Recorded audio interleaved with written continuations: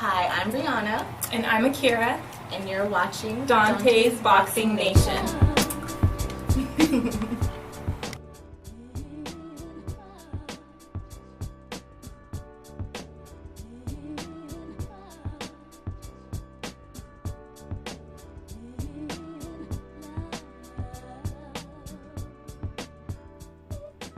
Dante's Boxing Nation, what's going on, guys? Well, it sounds like, according to promoter Eddie Hearn, Kell Brook's promoter, this standoff, this 1 year standoff or whatever, should be coming to an end within about 2 weeks. We'll get to see if Kell Brook is going to come out with his hands up and go ahead and hand his belt over to Errol Spence, or is he going to go out with guns blazing and try to shoot his way out by actually taking on the Errol Spence challenge? That's the question.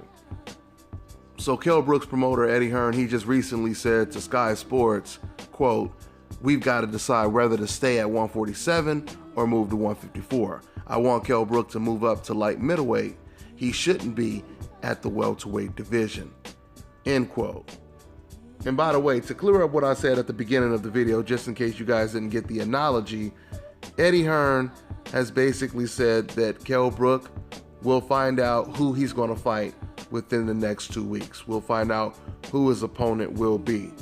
Now, I find it pretty interesting if you listen to everything that Eddie Hearn has been saying in chronological order. For example, about 2 or 3 weeks ago, and I believe I reported it, Eddie Hearn, he said that he talked to Kell Brook and he told Kell Brook, if we can't get the Pacquiao or the Khan fight next, you're going to have to fight Errol Spence. This is what Eddie Hearn said.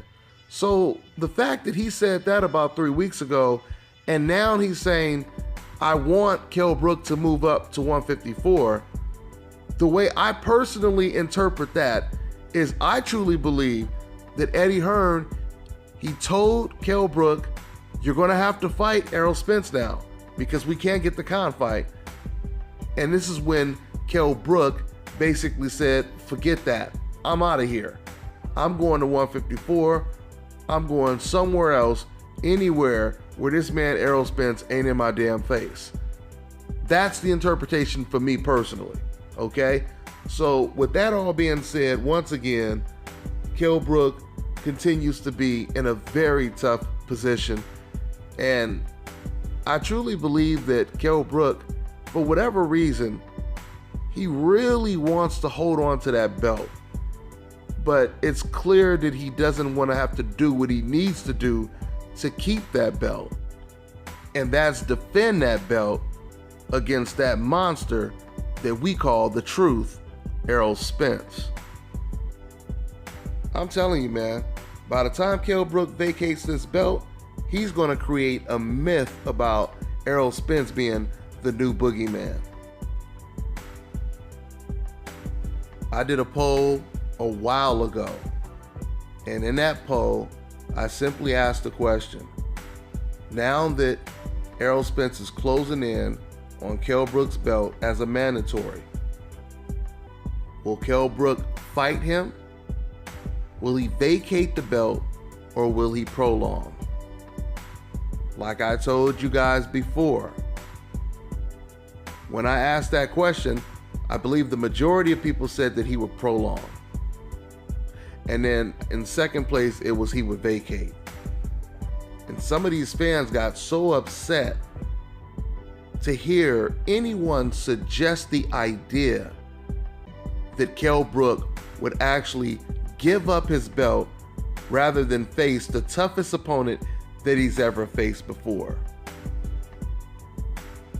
And now that Kell Brook is on the verge of doing exactly what the fans said he wouldn't do, now they're coming up with new excuses for why Kell Brook should give up his belt and not face Errol Spence.